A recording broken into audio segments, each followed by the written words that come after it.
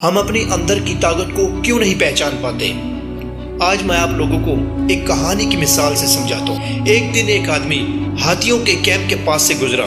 قریب سے دیکھا تو وہ یہ دیکھ کر حیران رہ گیا کہ اتنے بڑے اتنے طاقتور جانور نہ تو پنجروں میں باندھے اور نہ ہی زنجیروں میں جکڑے ہوئے ہیں۔ صرف ایک ہی چیز انہیں فرار ہونے سے روک رہی ہے، اور وہ کیا؟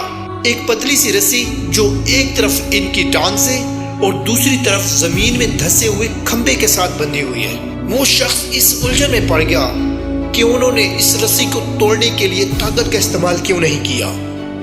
اس نے ٹرینر سے پوچھا کہ وہ بھاگنے کی کوشش کیوں نہیں کر رہے، تو ٹرینر نے جواب دیا کہ جب یہ بچے ہوتے ہیں تو تبھی سے ہم ان کو اس کے ساتھ باندھ کے رکھتے ہیں، تب یہ اس عمر میں رسی اتنی مضبوط ہوتی ہے کہ وہ انہیں فرار ہونے سے روک سکتی ہے۔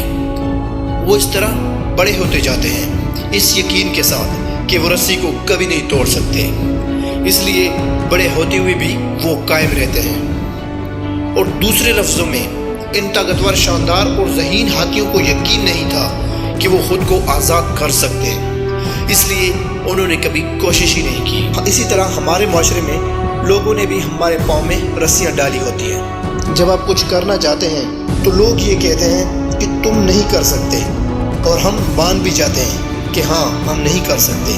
ہم اپنی اندر کی طاقت کو پہچان نہیں پاتے۔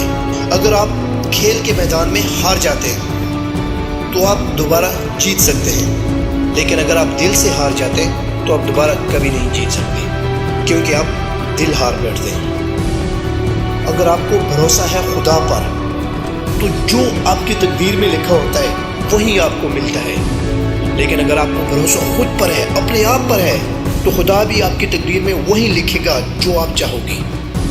آپ لوگوں نے ایک چونٹی کو تو دیکھا ہوگا، ایک چھوٹی سی چونٹی۔